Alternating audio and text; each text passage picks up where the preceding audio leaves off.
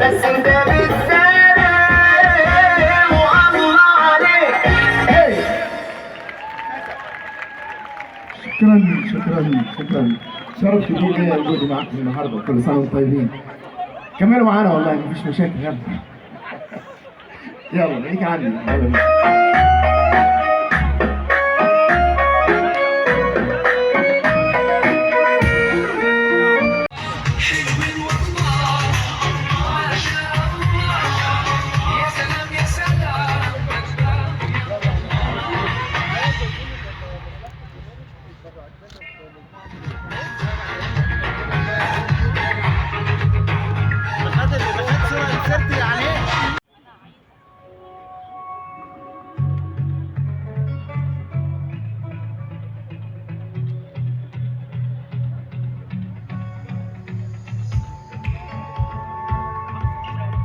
وعسكري سابق ولكن ما زال روح وحب الوطن في دمائك. برحب بزملائي وبسعد دايما ان اكون موجوده معاهم، زملائي الافاضل واللي دايما بنشتغل مع بعضنا البعض، لانها فتره بناء وتكاتف ولهنا وجهه واحده فقط، هو بناء الوطن ودعم وتنميه المجتمعات المحليه.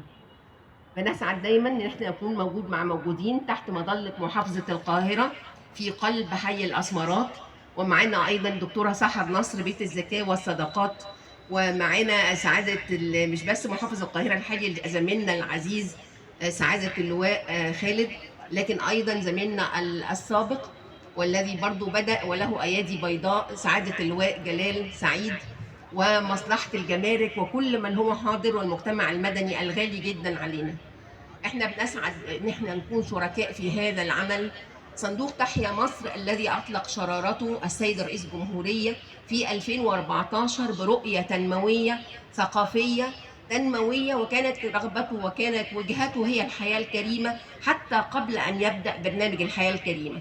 فحلم سيادته بالحياه الكريمه لكل مواطن مصري، وحلم ان تكون التنميه مستقله بتعبئه الموارد المحليه وتعبئه المسؤوليه المجتمعيه. فكان هناك شراكة ناجحة جدا مع القطاع الخاص الذي شعر فعلا بالمسؤولية الوطنية، ومع القطاع الأهلي اللي احنا دايما بنسعد بيه بالتواصل مع أهالينا في كل مكان. سعداء جدا ان احنا نكون جزء من هذا العمل، والحقيقة زي ما شفنا صندوق تحيا مصر له أيادي بيضاء في كافة القطاعات، وكأنه يعني دويلة صغيرة أو مصغرة لكل ما يحدث: صحة، تعليم، ذوي إعاقة، مسنين، تمكين اقتصادي. الحقيقة يمكن إحنا شرفنا كوزارة تضامن اجتماعي إن يكون ما بيننا شراكة من أول أطفال بلا مأوى 114 مليون جنيه، بره أمان 50 مليون، تتلف في حرير 50 مليون. احنا بنتكلم ايضا على ازمات السيول وما بعدها 50 مليون اخرين، وكان عندنا ايضا مسطوره 250 مليون.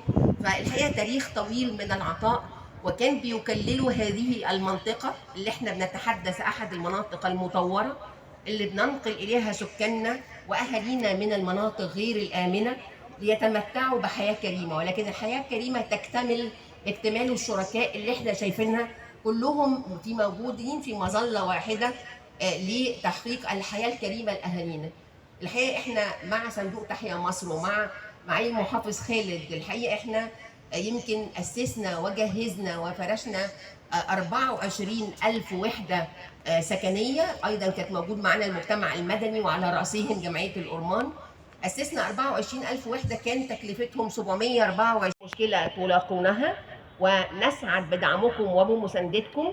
خدمة أهالينا في كل مكان هي شرف تشرف به وزارة التضامن الاجتماعي.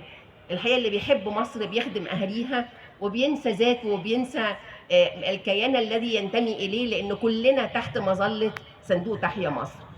الحقيقة يمكن احنا يعني قبل ما أقفل كلمتي أنا بحيي تحية خاصة برضو للعقيد تامر عبد الفتاح، هذا الشاب الجريء اللي لابس النهارده عريس، مش عارفه هو تقريبا هياخد دكان الفرحه ولا ايه. فيعني اسعدتونا تحت قياده السيد اللواء محمد امين نصر وبتوجيهاته.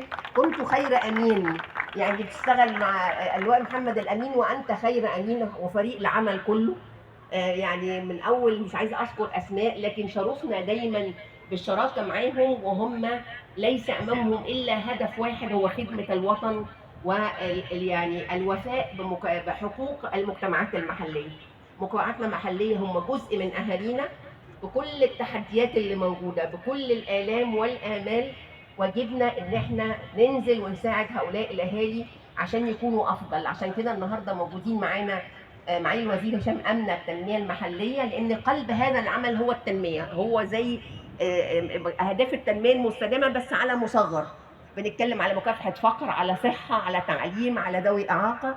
ومعانا ايضا معالي الوزيره نيفين كيلاني، لان احنا بنشتغل على القوى الناعمه، مش بس على بناء مساكن، ولكن على القوى الناعمه وعلى تغيير سلوك، وعلى ان احنا اهالينا تشعر بنقله نوعيه في حياتها وتشعر بذلك الاثر يكون موجود. الحقيقه يمكن انا قبل ما اقفل انا بنحيي تحيه خاصه السيد الرئيس في يعني الحقيقه اطلاقه لهذا الصندوق اللي اصبح الحمد لله يعني يكون في زياده، عشان مش هقول بقى الحاجات علشان يكتر كده بخيره. فيعني قادر على يعني نول ثقه جميع المجتمع المصري. بيجمعنا اليوم حب الخير وعمل الخير وحب الوطن وخدمه الوطن وخدمه اهالينا. وجئنا لنقول لهم انه يسعدنا خدمتكم ونؤمنكم امانه قبل ان نمشي. احنا النهارده بنتكلم في المدينه الشبابيه، امامنا على طول موجود مركز الخدمات الاجتماعيه اللي وزاره التضامن الاجتماعي بتشرف بادارته